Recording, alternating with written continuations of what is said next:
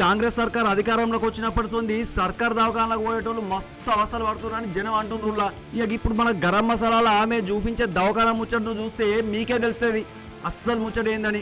ఇక ఈ ప్రజాపాలనలో అంతా సక్కంగానే ఉందని ఊకదంపుడు ఉపన్యాసాలు ఇచ్చే సార్లు చెప్పే ముచ్చటంతా జూటా ముచ్చటనే అంటారు. మరి ఇక దవాఖానలో ఎటువంటి గోసలు ఉన్నాయో పాలు చూసొద్దాం నడువుండ్రి.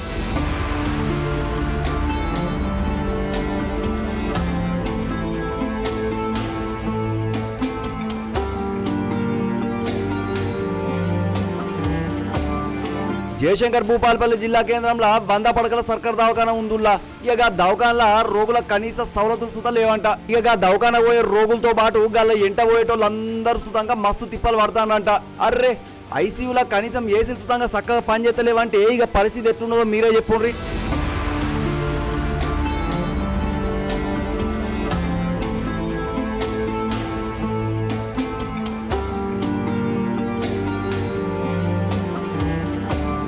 చెప్పుకునేందుకే 100 పడకల దవాఖాన గానీ సౌలతులు మాత్రం అధ్వానంగా ఉన్నాయని రోగుల బంధువులు గరం గరం అవుతారు. ఇక అక్కడ అందుతున్న సేవల ముచ్చట్ల అక్కడ వాళ్ళు అందరు మస్తు నారాజు ఉన్నారంట.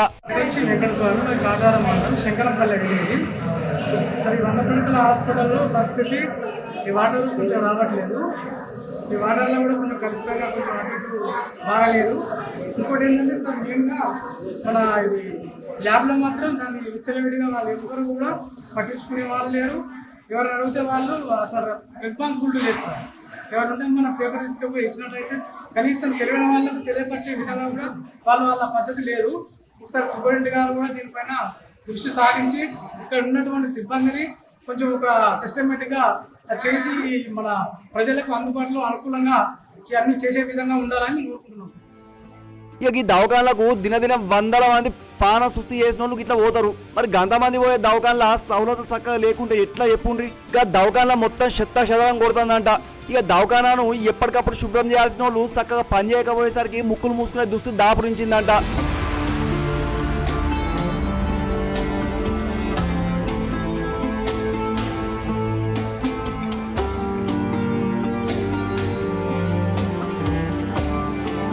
ఇక మరిగా శక్తినంతా శుభ్రం చేయించాల్సిన అక్కడి సార్లు అయితే మాకేం సంబంధం లేదన్నట్లే చేస్తుండంట.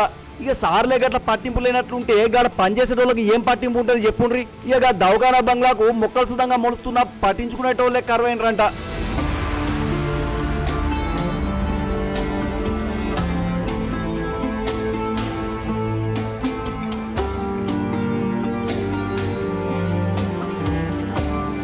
ఇక మాది ప్రజాపాలన అని చెప్పుకునే సర్కార్ వాళ్ళు ఇప్పుడనగా దవాఖానలో ఉన్న సమస్యలు తీర్చాలని అక్కడ ఉన్న వాళ్ళు అందరూ అంటుండ్రు.